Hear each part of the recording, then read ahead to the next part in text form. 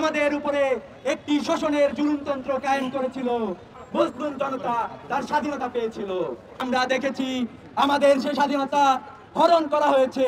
স্বাধীন লড়াই করতে গিয়ে বারবার রক্ত দিতে হয়েছে, বারবার জীবন দিতে হয়েছে।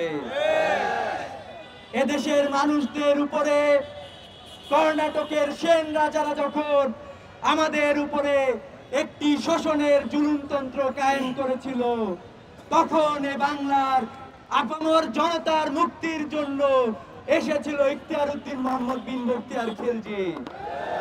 সেদিন বাংলার মুসলিম জনতা তার স্বাধীনতা পেয়েছিল। আমরা দেখেছি আমাদের সে স্বাধীনতা হরণ করা হয়েছে ব্রিটিশ সাম্রাজ্য প্রতিষ্ঠার মধ্য দিয়ে। আমাদের দীর্ঘ লড়াইয়ে 190 বছরের লড়াইয়ের পরে শত সহস্র জীবনের বিনিময়ে আমরা 1947 সালে আরেক স্বাধীনতা অর্জন করেছিলাম। কিন্তু আমরা এরপরেও দেখেছি আমাদের দেশের মুসলিম সমাজ, মুসলিম জনতা আবারও আমাদেরকে 71 সালে লড়াই করে আমাদের স্বাধীনতা অর্জন করতে হয়েছে। আমরা ভেবেছিলাম আমরা একটি নতুন দেশ পেয়েছি, আমরা সমৃদ্ধির দিকে আগাবো, কিন্তু আমরা দেখতে পাই মুজিববাদ নামক শেখ মুজিবের নেতৃত্বে ফ্যাসিবাদ ব্যবস্থা কায়েম করা হয়। বাংলাদেশের মানুষের সকল ধরনের মৌলিক অধিকারকে হরণ করা হয়।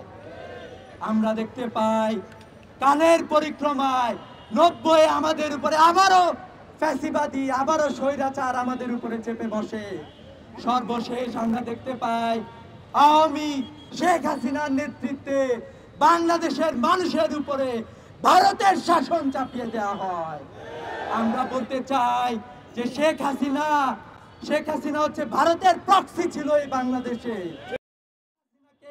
বাংলাদেশের জনগণ, বাংলাদেশের ছাত্র সমাজ রক্ত দিয়ে প্রতিহত করেছে।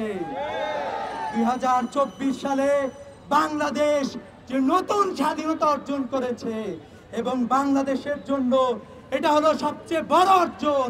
তরুণদের হাত ধরে নতুন এক বাংলাদেশ নির্মাণ হয়েছে।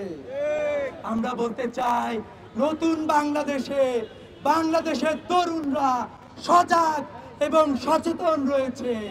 বাংলাদেশের স্বাধীনতা সার্বভৌমত্ব রক্ষায় যে কোনো পরাশক্তির পরোয়া বাংলাদেশের তরুণরা করে না। ইসলামী ছাত্র শিবির বাংলাদেশের স্বাধীনতা সার্বভৌমত্ব রক্ষায় অতন্ত্র প্রহরী হিসাবে ভূমিকা পালন করবে ইনশাআল্লাহ।